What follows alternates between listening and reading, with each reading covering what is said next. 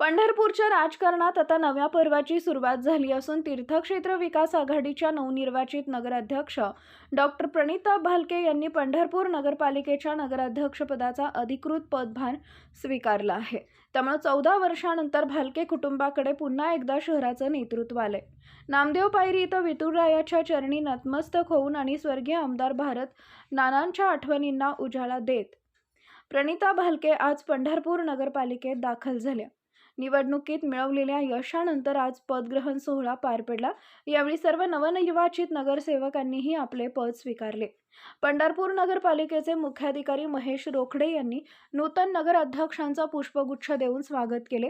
पदभार स्वीकारल्यानंतर प्रणिता भालके यांनी पंढरपूरच्या विकासाचा नवा संकल्प जाहीर केला असून शहरातील रखडलेले विकास कामे मार्गी लावण्याचं मोठं आवाहन त्यांच्या समोर असेल। मात्र नानांचा वारसा आणि जनतेची साथ यामुळे पंढरपूरचा कायापालट होणार असा विश्वास त्यांनी व्यक्त केला आहे। आम्ही सर्व पंढरपूरकरांचं तमाम मायबाप जनतेचं मनापासून आभार व्यक्त करते की तुमच्या सगळ्यांच्या सहकार्यानं, तुमच्या सर्वांच्या आशीर्वादानं आणि तुमच्या सर्वांचा माझ्यावर जो आमच्या सर्व तीर्थक्षेत्र विकास आघाडीच्या वरती जो विश्वास होता त्याच्यामुळे आज आम्ही इथं आहोत। प्रथमतः मी सर्व पंढरपूरकरांचा आभार व्यक्त करते। काय आव्हान आहे आता तुम्ही नगराध्यक्ष म्हणून पदभार स्वीकारलेला आहे, पंढरपूरच्या समस्या तुम्हाला माहिती आहेत, कोणत्या आता सुरुवात कुठून करणार तुम्ही?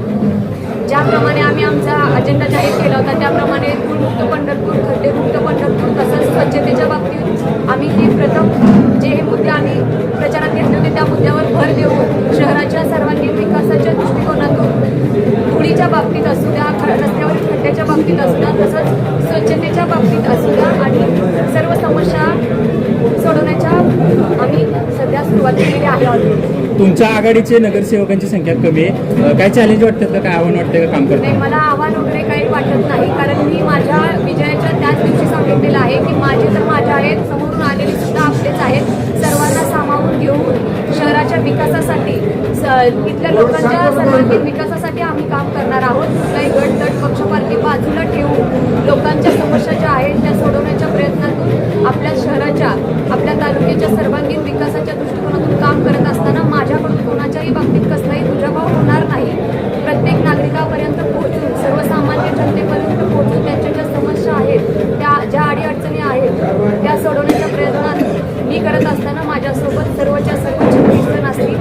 पंढरपूरचा विकास करण्यासाठी कोणत्या राजकीय पक्षामध्ये प्रवेश करायचं काही नियोजन आहे का? आता सध्या केंद्रात राज्यात भाजपचे सरकार आहे, भाजपमध्ये जाचाल अशी एक चर्चा आहे, शिंदे गटामध्ये नाही, असं काही नाही आहे। सर्वसामान्य मायबाप जनतेने मला इथं बसवलेलं आहे। सर्वसामान्य मायबाप जनतेला विचारात घेऊन येणाऱ्या काळामध्ये जो काही निर्णय असेल तो त्यांच्या विश्वासाला घेऊनच करणार आहोत। सध्या तर असं काही आमचं हे नाही आहे। सध्या पहिल्यांदा जे काम स्वतःच्या अंगावर घेतलेले आहेत ते सर्वांना घेऊन सोबत घेऊन पहिला पूर्ण करायचे आहे। जिल्हा परिषद पंचायत समितीच्या निवडणुका चालू झालेल्या आहेत, त्याच्यासाठी भालके कुटुंबियाची भूमिका इथून पुढच्या काळामध्ये काय राहणार आहे?